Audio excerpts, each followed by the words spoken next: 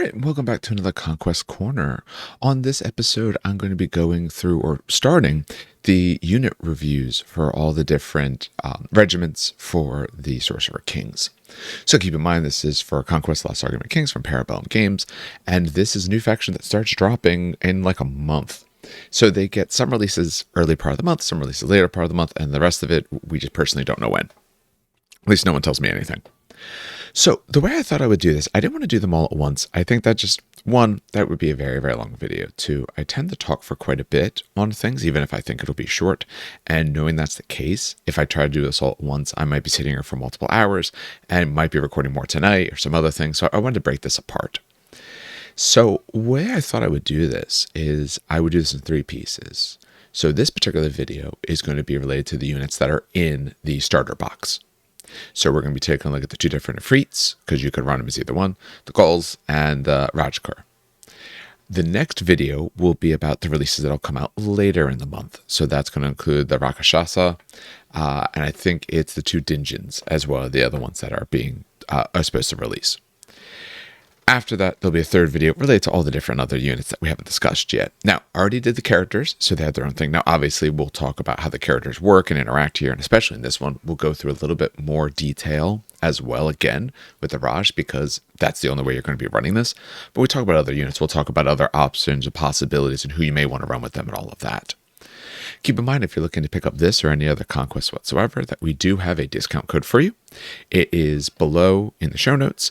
So down there, there's a link you can click on, as well as a discount code you can use. Saves you 10%, helps out the show as well. And that really helps us be able to improve the things we do. So it keeps the lights on, helps us improve what we do, and helps us keep up with, releases and things like that. So that way we can be, using some of this stuff and trying it all out. So other thing we're going to be doing later on in April, we'll be recording some games out of a tournament that I'm running. So, money we get from this is also going to help upgrade some of our equipment so we can do a better job for that. I'd really like to start getting back to doing more battle reports, both for this game and just games in general. It just becomes a little bit hard sometimes with work schedules, although in about another month and a half, my work schedule lightens up quite a bit. I teach, so my summers are mostly off. I teach a lot during the day, but the evenings I get back, because right now I lose those, which gives the ability to start recording some more things. All right, so let's get on to and take a look at these actual units. So for this, I'm using the builder for this. If you are new to this game, the army builder is really a really great resource for all of this. And we're going to do this in two steps. We're just going to talk about the units first, and then we're going to talk about, hey, if they're together, maybe some upgrades, and take a look at the actual points cost for all of this.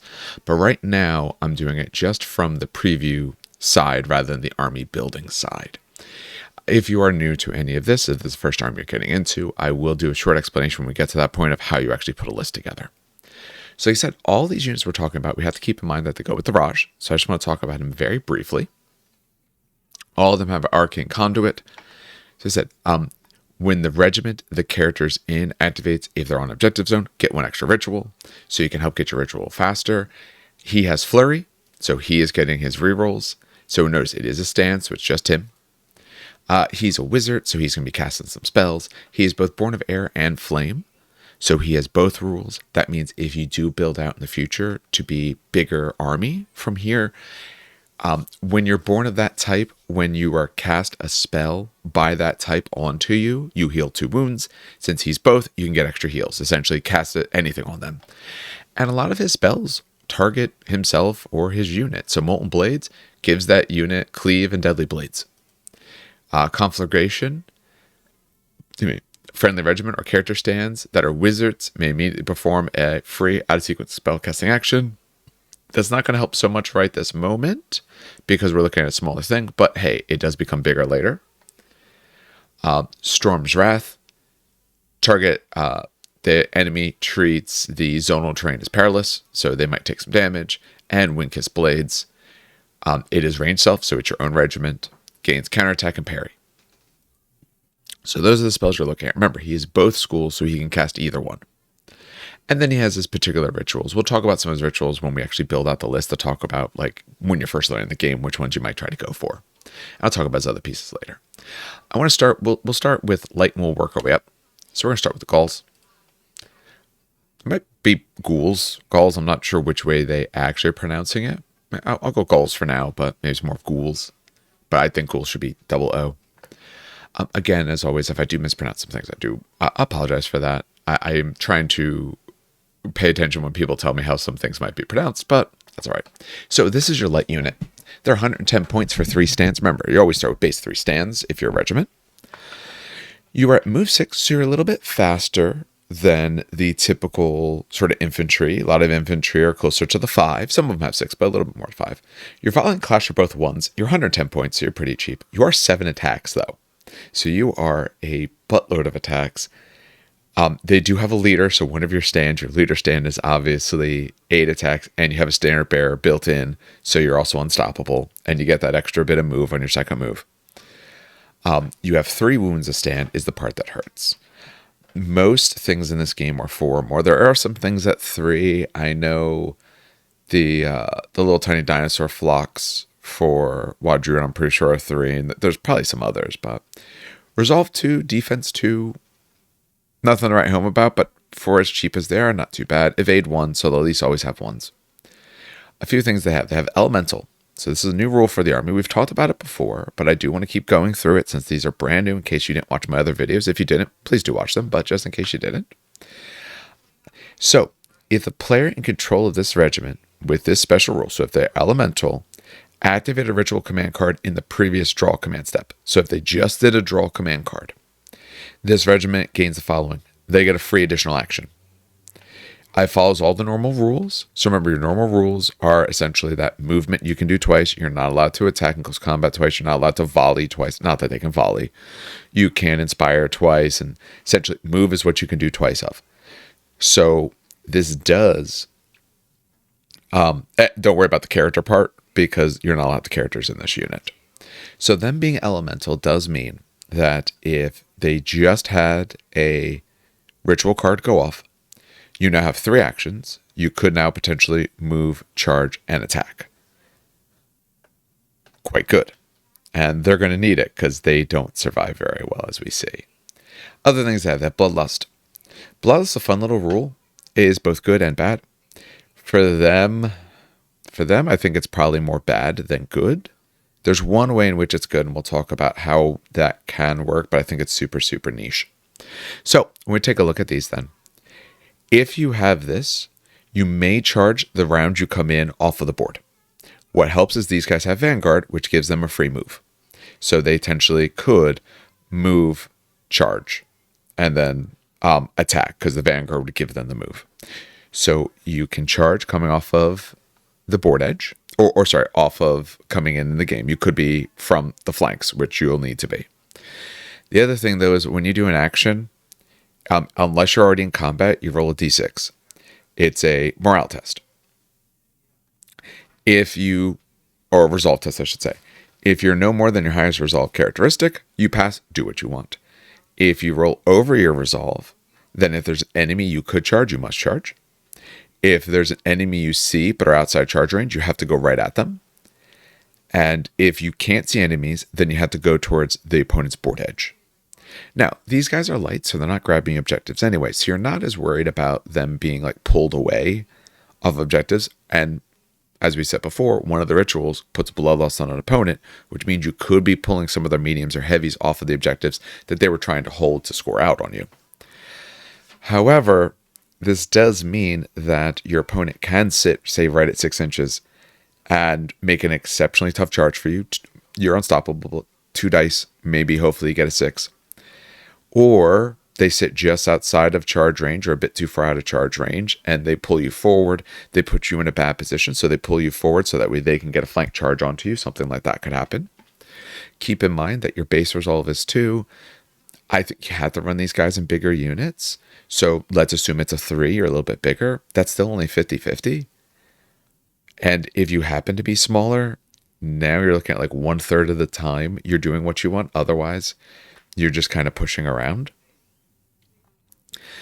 That also means that when you come onto the board, let's say you come on from a flank, that if the opponent is either badly positioned or didn't position to help you, you might be pulling yourself in ways that you don't want to. So that first turn you come in, if it's a turn 2 and they're on the board, you have to be very careful with the way amount that you turn. Do you want to be able to see them or not? What way do you want to be moving? Because there's a decent chance you fail this, which means there's a decent chance that you move in a way you don't want. So it is a detriment to a fairly large extent. Not entirely, but somewhat extent. Vanguard, like we said, Vanguard. When you move on the battlefield from reinforcements, you get a free additional march. It can be the one that brings you onto the battlefield, and you can't do it if you're within 8 inches of the enemy. So you have to come in outside of 8. Now remember that starting outside of 8, you can use this move to get closer. That's okay, but you can't like start right next to someone or anything like that. They are elemental. They're either born of flame, born of air. You choose which one. There is some different types of bonuses people have related to that, but the big thing is you get heals if you get spells cast on you from your particular thing, either air or flame. And you can't go with a character because these are undead. So I will be honest, so far I've been very ho-hum on these guys. And one, they're the only light option that you have right now. They're one of your few infantry options as well. But I said characters can't go anywhere. But your only light option, which means they're the ones you're getting out front in the beginning of the game. I think the reason I've been so mixed on them, 3 wounds hurts. 3 wounds, defense 2, resolve 2, honestly really, really hurts. These guys can evaporate if anyone hits them. So it's very important that you hit someone instead. You also need to hit someone because your clash is only 1. So you have to make sure you have that inspired. I might not, again, if you're already in combat, you could inspire and then swing. But, I want to be able to save spare actions on anything that I can, especially when your clash is only 1, because maybe if I can actually take something out, then maybe I can move forward or charge something else and just try to tie down units. So they're on 1s. Effectively, let's say they're 2s. They're 2s, 7 dice each. That was a lot of dice. So you can get tons and tons of swings with these guys. They don't have any rules that buff the attack in any way, which means that base, you're looking at hitting things that don't have the greatest saves, because otherwise you're not really getting into them. As undead, pretty much fire. They look like they're on fire, pretty much. They don't have terrifying, which is a little bit surprising. I'm kind of surprised they don't. The elemental with the Vanguard would be amazing if you could make it happen, but you're probably not going to. So with these guys being light, that means they're in turn 3 at the absolute latest. Now, you could use your auto in / auto out to try to hold a unit out, because having Vanguard and Bloodlust, I get to charge the turn I come in. Yeah, but if it's turn 1, no one's going to be in range. If it's turn 2, there's a decent chance no one's in range. Someone could. There's some units that are fast enough. We have some, fast moving type cav options that are moving 8. They could be getting close enough where maybe then you could Vanguard on charge attack. So realistically, if I'm taking a unit, I almost want to keep them out till turn 3, which means I'm choosing keep them out. So I'm not getting auto wins turn 2, and then they're coming in anyway. Because turn 3, you could be progressed far enough forward that I could Vanguard on, move, and charge.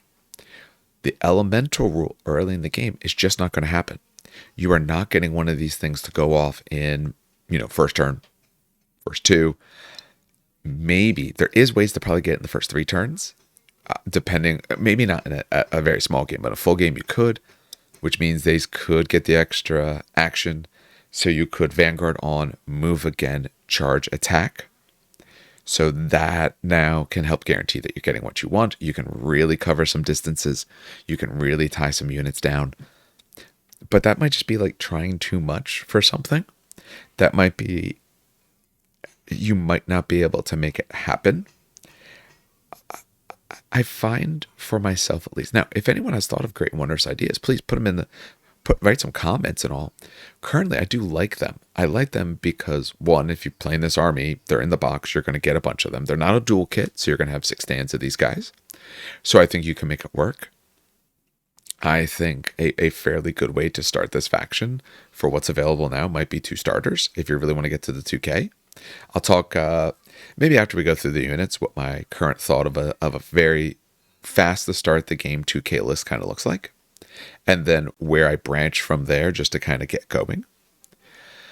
But if I have 6 stands of these guys, I don't know if I want to run 2 3s, because if the opponent has any shooting whatsoever, they're gone. Or if I get charged, they're probably gone, even by things that don't hit very hard. So for how cheap they are, I might run them a minimum as a 4, but I might run them as a 5 or even a 6 as the light. And I'm going to try to hold this unit out for a while, then bring them in, hopefully with a charge when they come in, annihilate someone, and hopefully there's enough units there that if someone else hits me, I don't get entirely crushed, giving me a chance to have my casters start healing back some wounds. At only 3 wounds, that means even on just about any amount, it's very easy to get them back. If you currently don't have any wounded stands, you got to stand back. If you do have wounded stands, you'll need 2 different casts on you, but it's easy to get wounds back onto these guys, get stands back. So you can get stands back. That's 7 dice every single time you bring a stand back. That is a lot of swings, as long as you don't hit anything too heavy. At least Raj can't go in there. He doesn't really... His spells right now are self that he really targets out, are the main 2. Storm's Wrath is enemy, and Reeds and Fire is self. So yeah, I don't know if I even mentioned his Reeds and Fire last time. So his big thing is that all of his spells help himself. He's not going to be healing them. You're going to need other people to heal them. He does give... Oh, my apologies. He does give them Terrifying if he is your Warlord. So they don't naturally have Terrifying 1. They do get Terrifying 1 if he's your Warlord. So base set, yeah, they will have Terrifying 1, which helps. Maybe that's probably why they didn't give them Terrifying, because then if he's running, he's then Terrifying 2, and that's probably over the top for these guys. So I don't think they behave best with the Raj. I think there's other ways to take them. I think you need to be healing them. I think you want to take them in a pretty big brick. And I think you want to launch them at your opponent's somewhat lighter choices. They speed bump, okay. They will at least slow someone down. Because some of your other units, the one we're going to get into the Rajakur in a moment, are a little bit more survivable, but don't necessarily hit quite as much. So it gives you an option. So overall, I do like them. I do think they're going to get some tweaks in the future. And I don't know what they need to be tweaked, but there's just something, they're just missing something. When I compare them to some other cheap units, I'm just not as thrilled with them. I think they have like, oh man, under these circumstances, they'll do this really cool stuff. But I think it's going to be really hard to get, and I think you're going to have to plan for that. And I don't know if that's enough to, if there's enough of a region to plan for that. Because his abilities, you can give someone shock. Shock is good then if they go in, because they do have shock, now they're hitting on 3s. So if you can give an opponent shock, hey, you get them the extra bit. So if you can't hit someone from when you come in off the board edge, things that you could be doing, if you can get the Incite Rage to go off, it's a 10. Incite Rage, they get an extra action, move, charge, assault. Now they're on 3s because shock went off on that unit, assuming you can get it onto that unit. Conflagration, wizard spell won't help them, safe. The next 2 friendly regiments get Opportunist. So if you can get into the flanker side, flank or rear, side is flank, you get to reroll your misses. Now their output goes up hugely. That's a little bit harder when you're a unit that can get pulled around by the opponent, but it can still absolutely happen.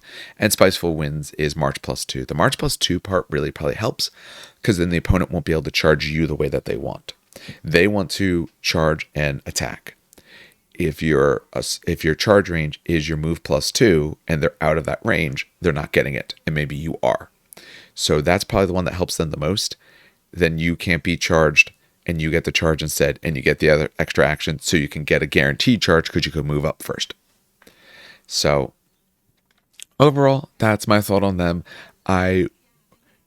If I pick them up the way I'm thinking, I want to be wrong about them. I want them to be super good because I might have a whole lot of them. And I really do like the look. I think they're amazing looking models. All right, so those are the thoughts on the Ghols. We will go to the Rajakur. Again, I do like the Ghols. I don't know. Maybe there's someone I just got to get to the table to get a better feel for them. But we'll start talking about the Rajakur. All right, so for 10 points extra, you now have 3 stands of your medium. This is also one of the only 2 medium infantry units. So naturally, We'll talk about a way you can change this, but naturally, this is one of the only 2 units that your characters can even go in, because your light infantry, you're not allowed to put characters in. The other one is your archers, who we don't know when they're coming out. And as always, I kind of like to talk more first of what you're going to have, and then we'll talk about what you're going to get later. So, for the 120 points, you get move 5, very standard move. Volley 1 doesn't matter. Clash 2, pretty standard. On charging or inspire, you'll get to 3s, 50-50, it's pretty good. 4 attacks, 4 wounds each. Resolve 3, take a big enough block, now you're sitting at resolve 4, maybe with your characters resolve instead, to get a little bit better. Defense 2, no evade. They do have shields, so they're really defense 3 if you're in the front. They are hardened 1, so they're going to ignore one of your cleave and all of those get through my armor type rules. Your brutal impact, armor piercing, and all of that. That really helps keep their 3s closer to 3s. A lot of the things that would want to fight these guys, since they're not super killy, are probably things with not much more than like a cleave 1. So staying at your 3s is pretty big. They have a leader, of course, they have a standard bearer. So oddly enough, usually they put here that they have unstoppable. They still do on that. So your 5, you can get 11 inches of move if you want, and you get to reroll your charges. 40 points in additional stand. I don't think I said it for the Ghols, but they are, 40 as well? Yeah, they're 40 as well. Okay. These guys are really fast to talk about because there's not much to them. These are your absolute bog standard guys. Now, whether you like them or not, and overall, I do tend to like them, but I like them because of the things that you can do to them, not necessarily the way they look. But when you take a look at these guys, I said you only have one other unit your characters can naturally go in. Other than one character can go in with a brute type unit. We'll talk about how that happens. Which means since your archers aren't out yet, you don't have that as an option. And again, if you pick the starter, you're getting 6 stands of these guys. So you're getting 2 units or one big unit, however you want to put it. And you need somewhere for your Raj to potentially go, unless you want to put them in the brutes, and we'll talk about how that happens. Which means you're going to be running these guys. Like them or not, you're absolutely going to be running these guys, at least until your archers come out.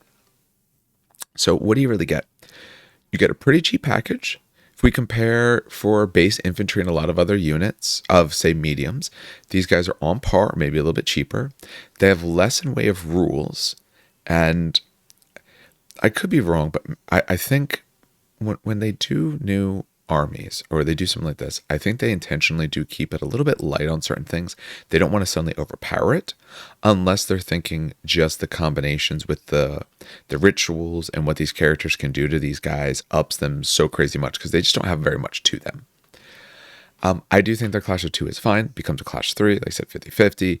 The wounds being 4 hurts a little bit. That's pretty low. 4 attacks is absolutely fine. These guys aren't going to be carving through anything. You are an army of brutes and monsters. So what you need is you need a bunker for your characters. And ideally, you're going to keep this bunker away from them. So what I really see you're using these guys for is, let's say it's a 5-type objective game. Some objectives over, maybe some objectives or whatever in the middle, and some objectives down your side. These guys are wanting to sit on your objectives. Let your brutes and monsters rush forward, and when they start engaging or tying down the enemy, that's when you start moving to the mid board. Now you start grabbing your middle objectives with this. That's when you start pushing so you can get your casters, who are sitting in these units, into a spot to be able to really hit people in the back or really sling the spells around really well. That's essentially how I see these guys. We'll start with what you can do with who you're getting there in the Raj. His supremacy doesn't help them because this is one of your few non-arcane units. You only have 3 that are non-arcane in your entire army. Your archers, these guys in the Mahut. Rituals, not really doing too much for them, honestly. His spells, if he's with them, giving them cleave is really nice. Giving them aura death and dread can be quite good if you can get the charge into someone. Deal them some damage. Don't let them be inspired. Now if they're not inspired and they're swinging at you, they're hitting less.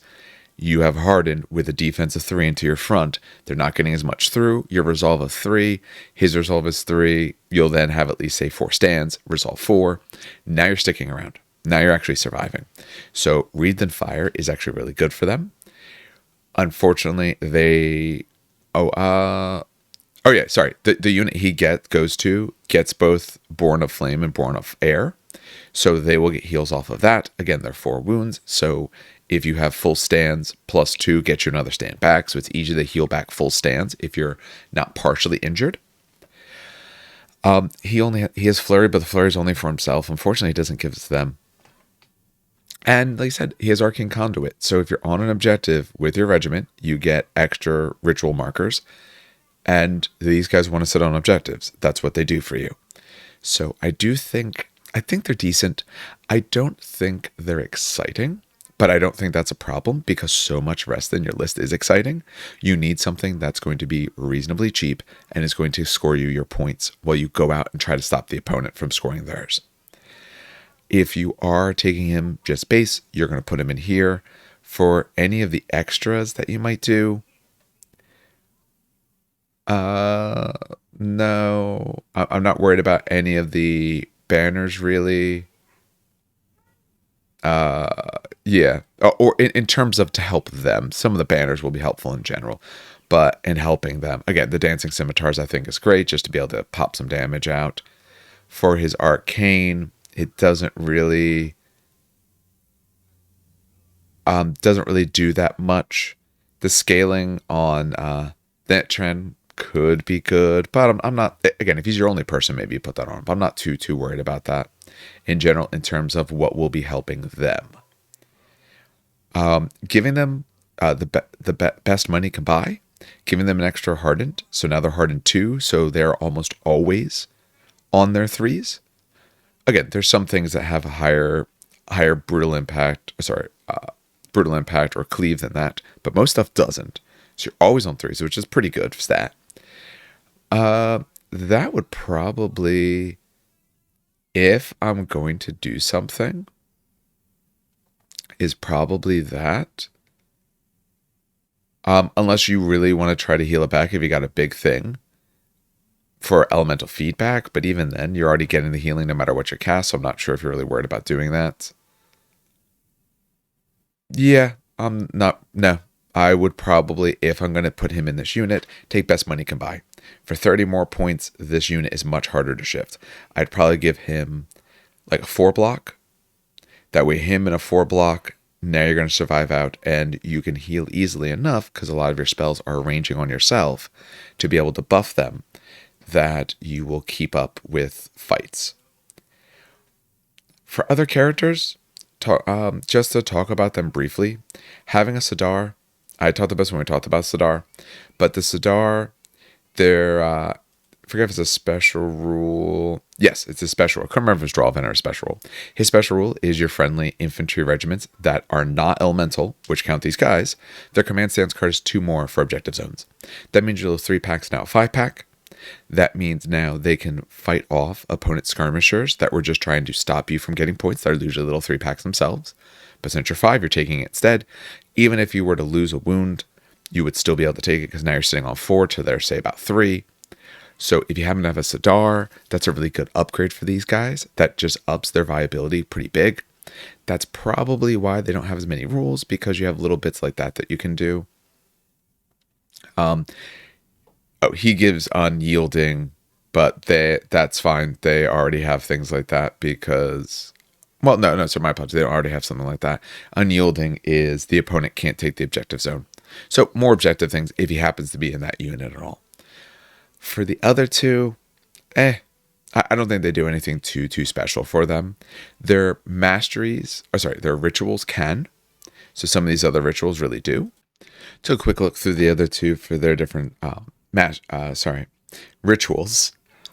And none of them do that much for them. Again, I think there's reasons for it. The Sorcerer being able to stack the top 3 cards because maybe you put one of these guys early, you don't need them, or you do need them to go at a certain time or whenever that timing is, faster or slower than some of your other units in that 3 stack part. I think that's fine. I think that can help. But overall, they're solid. They're nothing fancy, nothing to write home about. They can get some buffs depending on who they're sitting with, especially if they're sitting with the Raj.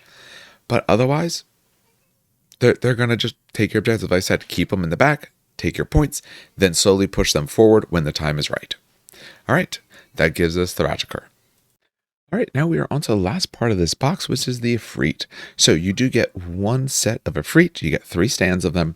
They can be built as either the Flamecasters, which are your artillery type unit, or your Sword Dancers, which are obviously a close combat unit. We're going to talk about both of them together the same way if you watched any of my other reviews, the way that I do this. And we'll see exactly how long this one takes us. They're both brutes. They're both mediums. They're both, starting at 3 stands. 160 for the Flamecasters, 170 for the Sword Dancers, so very comparable in points. They're both move 6. They're both resolve 3, defense 3, evade of 1, 5 wounds. They're both volley 2, so that means the ones that shoot are volley 2. But the Flamecasters, the ranged combat 1, are clash 2 with 4 attacks. The Sword Dancers are clash 3 with 6 attacks. So the volley doesn't get better for the ones that shoot, but they have less clash and less attacks naturally. So the Sword Dancer is obviously much better in close combat. They're both obviously elemental. That means that the previous card, like we said before, the previous card was a ritual. Then when these guys go, you get an extra action following all the standard rules. But that does mean that the Flamecasters now have the ability to move, aim, and then shoot. So that really helps them out, because oftentimes, if we take a look at, say, their range is 14, reasonably short. Plus, they have torrential fire, which only happens at effective range, so 7 inches. Being able to move a 6 and then do this gives you better chances of actually, 1, being able to shoot, or 2, being in that effective range, getting the extra shot per stand, as well as getting for every 2 successes, 1 extra. Remember, that's what torrential fire does. They are both, of course, born of flame, so if you cast the flame spell on them, they heal 2 wounds. At 5 wounds, tough to get stands back, but hey, every little bit helps. When we take a look, they have essentially the same version of 2 different rules. They have Infernal Release. They both have this. So Infernal Release, when you destroy the regiment, target friendly character stand that is currently accumulating ritual markers towards performing a Cult of Fire ritual, and you immediately count the ritual as accumulating all the necessary ritual markers. So when you destroy either of these Efreet, if you somewhere were doing a Cult of Fire ritual, it immediately gets to be completed, which means it goes into your discard pile, and in the next round, it's in your stack. It pays to make sure, if you have these units and they're partially damaged, to have one of those cards either working on it or get one of the cards out right before. So if you know, oh man, this round, when they go, I'm going to lose this unit, my first action is probably one of my characters, if I don't have a Cult of Fire, or whichever one I want, put it down, get it completed, so I have it next round. The other rule that they have, one of the other main rules they have, is Infernal Marker or Infernal Branding. Both these rules do the same exact thing. They just do it in different ways. Infernal Marker is, if the Flamecasters, since they're the ranged unit, this happens in ranged, that whoever they target for their volley, friendly spellcasters get their Court of Fire, get 1 more success when they cast a spell on that unit. So for the ranged unit, if they range in on someone, when you cast a fire spell, +1 success. Infernal Branding is what the Sword Dancers have, which is if you're in combat with them, then 1 extra success if you cast a fire spell at them. So they both do the same thing, but the range does it from range, the close combat does it from close combat. The only other difference is the ranged has impact 2, the close combat has an impact 3. Now, obviously, the range has shots. Like I said, it's barrage 5, 14 inches, what we talked about, that torrential fire. They both have leader stands, so their main stand is going to have 7 attacks. So these guys have quite a few attacks. Few things you'll notice. The Sword Dancers, the close combat, doesn't have much else to help it in terms of close combat. It doesn't have cleave, doesn't have reroll charges or anything like that. And they do have a kind of downside, kind of upside, kind of downside for these guys. They do have Bloodlust. That's you need to be charging. Now, the resolve is better. The resolve being a 3 means half the time, if you're only taking a 3 stand, that half the time they'll be okay. If you're taking a 4 stand, better. Now, since these guys are medium, you're more likely to be able to get that coming in from the side and charging, and since you have impact hits, if that's all you get to do, much stronger. Now, the Ghols had the ability to walk in, charge, and attack because of Vanguard, but they come in very early, tougher to do. These guys, it's much more likely that you could have a unit coming in round 3, or probably even say round 4, potentially there as well. But if you're looking at, say, more round 4, your opponent will be there. Your opponent is going to be up in the field. And your opponent knows, depending on where your reinforcement line is, that you can come in from there and potentially charge. Now, ideally, if you're setting yourself up for that round, what you really want to do is having a ritual card go off first. Because if you have a ritual card go off, elemental, they get an extra action. So now you could move on the board, your move 6, move on, charge, and get your attacks in. So your opponent is, with a unit like this, really going to have to think about where they place themselves. If you have objectives near the flanks, which is pretty common, they're going to be careful about what do they put there, or what way do they face, or how hard do they push when they know you have one of these units waiting. Because if it's something that can get hurt,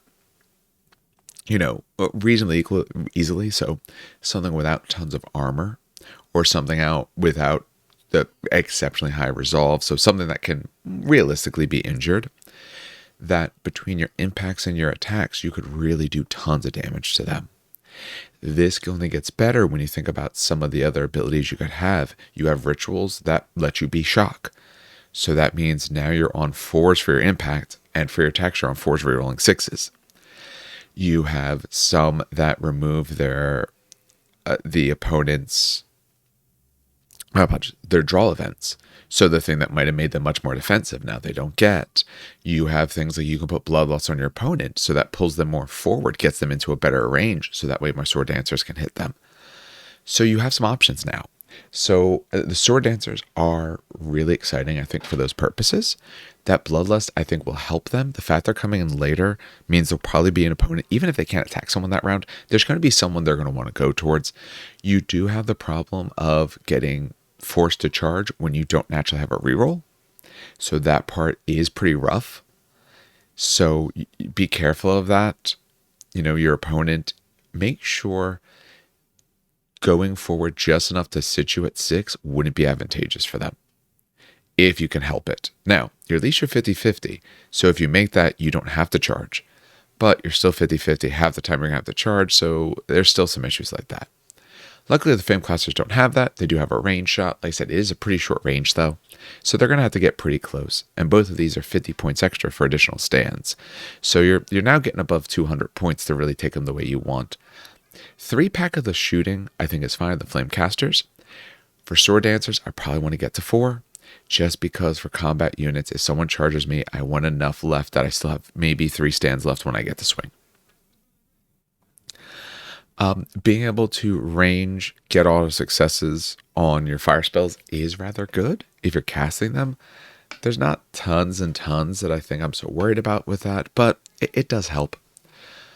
So, uses for these. Let's talk about the Flame Casters first. For the Flame Casters, your Sorcerer is a shooting unit, so going with your Sorcerer really does do a lot of nice things for you. So, remember, so I'll say this now, because I haven't said it. When I'm looking at this, obviously, infantry and a brute, there is a way they can go together. It is it a patron gift? I always forget which one it is. No. Although, you have ways to heal them more. It is a mastery. It's arcane, bound to the elements. So as long as they can take the mastery of arcane, it's 30 points. The character becomes a brute.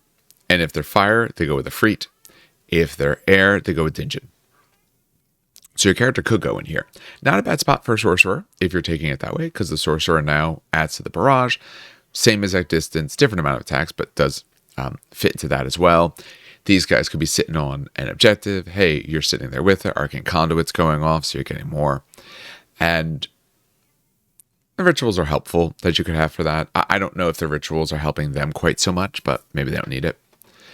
So I do like Flame Casters. I do think shooting units are nice and strong. Torrential Fire means if you can get close, you can do tons and tons of damage. Remember, if you're in effective range, you're 1 extra shot, so now you're 6 shots each. You are volley 2 if you can aim and shoot. Now you're volley 3, half of them all hitting, 6 attacks a spot, except for the leader stand gets on 7. And every 2 rounded up is an extra automatic hit. So you can really punish some people with these. I will say, though, personally, I'm a little more interested in the Sword Dancers. A few reasons why. 1, I'm thinking about starting box, especially.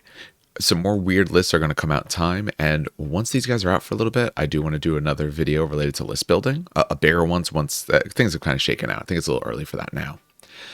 But let's put him where we would put him, which is the Raj. 1. Supremacy of Arcane Dervish means that these guys would have Terrifying 1. I'm assuming for the second that you're starting small, so Raj might be your Warlord. I love the Raj going in a unit of Sword Dancers. That means you're taking that particular mastery, you're taking the Bounce of the Elements, so that way he can go in there. You do have a single patron gift if you want, so there is some decent gifts that you could do. For this, is there any particular one that I would want with them? Yeah, the one I want, one I could want is the Jadu Kavach, 30 points. When you successfully cast a spell from Court of Fire, all friendly regiments that are fire, and this one would be fire, reroll hits of 6 until the end of the phase. So, yeah, these guys now looking at like 3s, or let's assume you charge 4s, rerolling 6s. You're now actually just as good as if you had double inspired. If you could do such a thing. Shock used to essentially be another inspire for anyone who's newer to the game. Other masteries I would end up taking, giving them Hardened 1. Combat mastery would be really, really good. Yeah, that's probably the other main one. I was just thinking about it. Giving them Hardened 1, you're starting to get expensive, but that's an option. When I'm thinking out of spells, Molten Blades is great because now you actually get Cleave 1. So now you have 6 attacks per guy. Say if your 3 stands, that is 19 attacks because of your leader as well. You could be on 4s, potentially 4s rerolling 6s if you took that other upgrade like we talked about. And now you have Cleave 1. Now your opponent has a little bit less. And if he's your leader, now you're also Terror 1. Or sorry, Terrifying 1, I should say. Which means the Resolve is 1 less. Now these guys are really going to do tons of damage. Now you're really going to hurt your opponent. And, yeah, his supremacy is always active. He doesn't need to be on the board. Which means if you're running him, these guys, I want to hold off until about turn 4. Which, remember, you can auto in or auto keep out. So turn 4, these guys come in.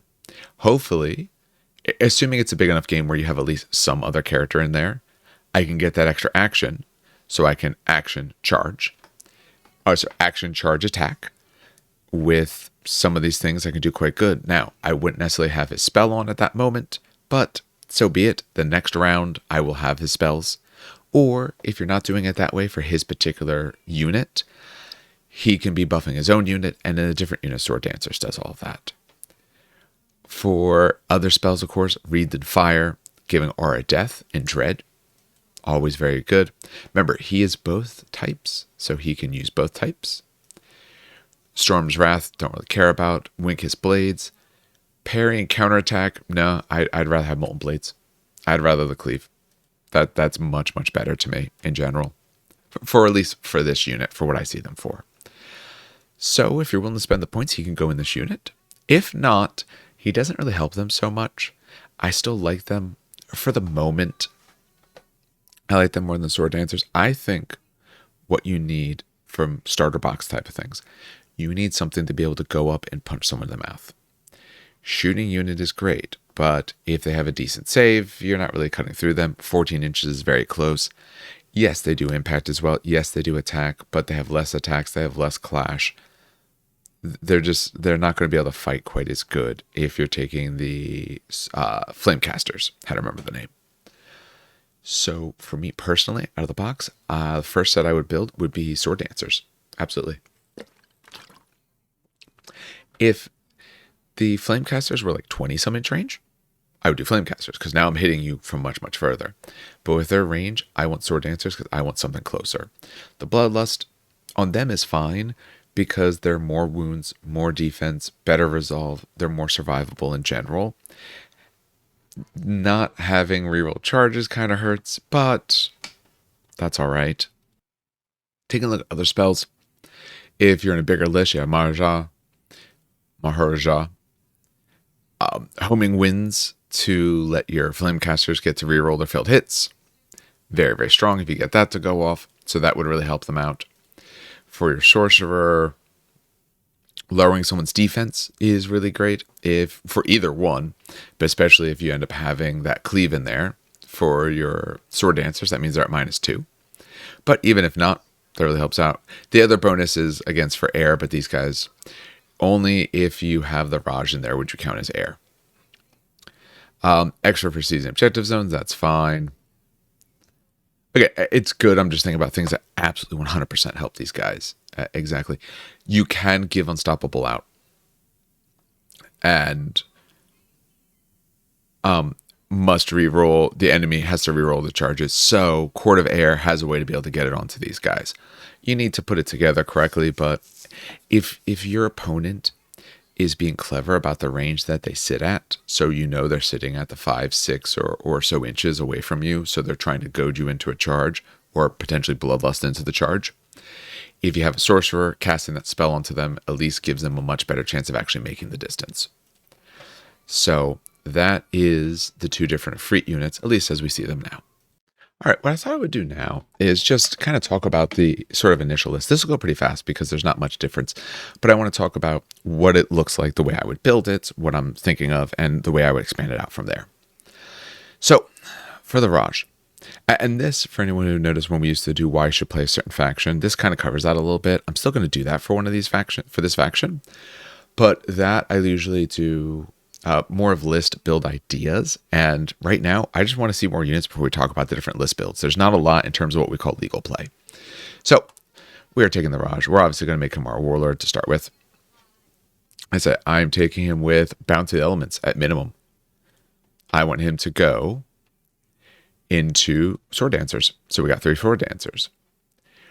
Now, for the other ones, if we're playing at small points, I would be taking the Rajakur as 2 separate units, but for what I would start with, I'd probably be starting with my Ghols as 1. And it doesn't matter too much because he gets a difference of either. Let's make him, don't want him to be flame. Is there a good reason to do it the other way? Only if you want to put Winka's Blades, and I'd rather, oh no, that's Self as well. Yep, no, he doesn't help them at all. So that's fine. Choose him fire. Why not? We're looking at 770. A lot of the starters are about 730. Without the upgrade, we're talking about 730. For other things, if I want to spend a little bit more points, him as the warlord. Dancing Scimitar, I do like. We talked about Kavach already. That gives you the rerolls, so I'll say put that on him. So about 800 points is the way I like this list. Again, you could go more expensive, but I don't want to go more expensive for the moment. So that's a nice little start. Where would I go from here? One, like I said, if you're the person who wants to get straight up the points originally, you could essentially just double this. Keep in mind, the other special rule that Sorcerer Kings have is that they're allowed to take 5 selections if one of them is a Rajakur, because they're essentially allowed to take a 5th option as a Rajakur. So far, those are all mainstays. Other things we know are coming out a little later this month are the Rakshasa. Now, you have 2 types of Rakshasa. Either of them are fine. That's honestly probably what I would be taking as one of those. One of them is better versus characters. One of them is better versus monsters. I forget which one is which. This is the one for characters. Baksura. So let's take the Ravenar. What's nice about the Ravenar? Fiend Hunter. So you're good versus monsters and brutes. So the bigger things that you could be facing, now you're a little over 1,000 points. If you were playing, say, 1,000 point or so battle, you could remove some upgrades to be able to get back to that 1,000. Or are they both 240? I know the other one's 260, so actually it'd be more expensive. But that gives you a little bit of extra, which is really going to help you out quite nice. And remember, they have hubris, so they get +3 if they're going against another monster. So if your opponent brings something big, this is something that goes against the big. Cleave 2, even if you're against monster, Cleave 2, Terrifying 1, you can fight anything you want. So the way I would expand this list out, if you're not just doubling the amount of stuff, if you were just going with 2 starter sets, I would do the same sort of thing. Obviously, the other Efreet you can't go in with. I would probably do another big block of Ghols. I would probably, if we had another 6 stands of these guys, I don't think I would divvy them out quite that way. I'd probably go to 4 or so stands a pop. I'd probably do 3 sets of 4. That would cover your 12. For the Efreets, I would probably still do them as 2 different sets of 3, especially in small points or as you start tallying up. I think that works. Actually, I think my first list that I put together, that I had in mind. Obviously, he loses his upgrades for the moment. Let's take those off. It was, the second one was the other monster, Baxura. And then we talked about not having that and going up to 4 stands on each. So that's over by 40 points. I pull off one of these, boom, 2,000 point list. That was actually one of the first ones I put together. I'm not saying it to be very good. What doesn't it like? What I do too much of? Oh, only one is selected as Warlord. I actually have 2 as Warlord. I'm not saying it's a great list, but for what we have available, this is a list I kind of like the thought process of, to just make use of what you have, get you a couple cool monsters, because I really do love those monsters, and then, I pick up some other characters. If you notice, pretty much everyone takes everything, so you could literally just swap out the Raj for a different character. Notice, Raj was 100. Oh, sorry. Wrong spot. Warband. You could easily swap out to a Sorcerer. If you take a look,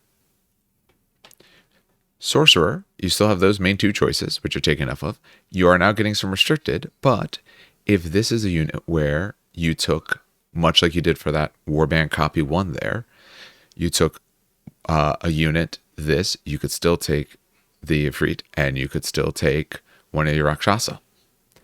So what I like about the start idea is it gives you some play, because if you just pick up another character, they pretty much just copy and paste almost directly in. Couldn't necessarily run it exactly this way, but that's what the Raj does.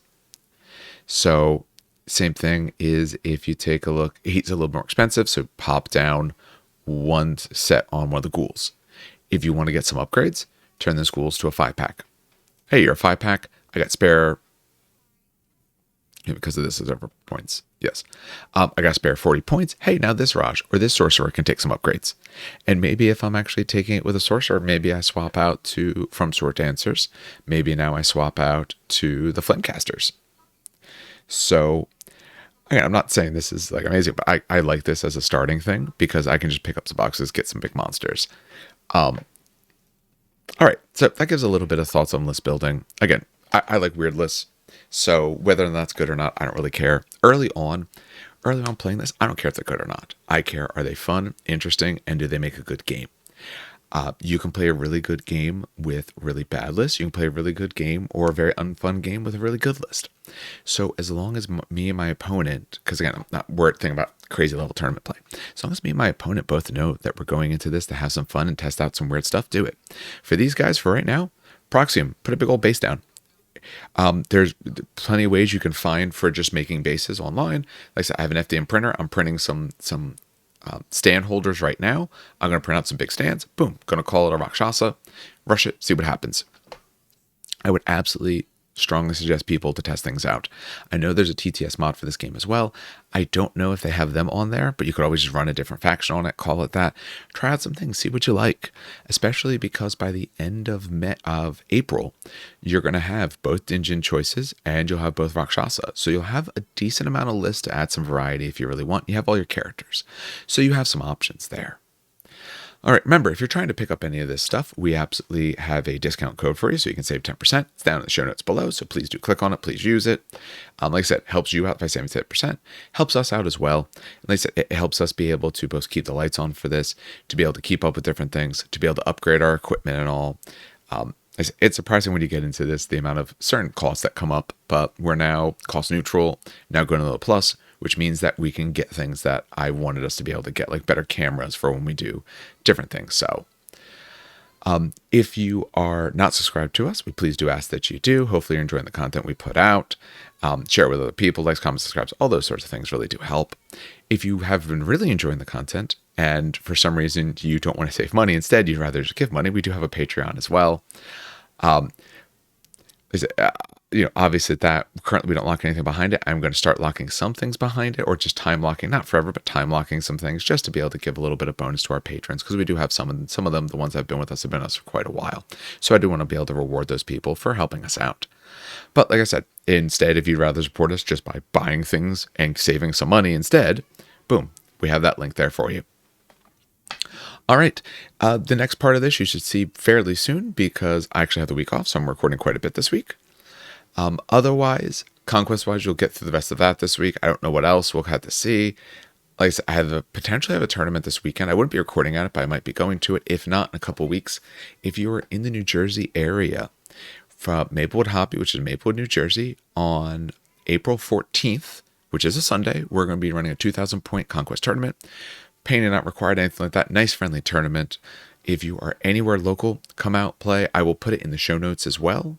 The link, I believe the link is actually on Longshank, so I'll put that down there for you guys as well. So if you happen to be in the area, come out and play. It'll be a great time. I know at least I will be there. Dan may be as well. Going to try to get Steve out as well. And we actually have a pretty good community. So we have a good solid, right in our store, 6 to 8 people who play. The hope is to be able to fill the store with tons of Conquest that day. And we will have one of the OP kits that we'll be using as well as doing prize support. And we have a decent stock of Conquest, and we can always order stuff in as needed as well for prize support. All right. Well, that's enough said for this then. On behalf of everyone here at the show, has a good hobbying, has a great gaming.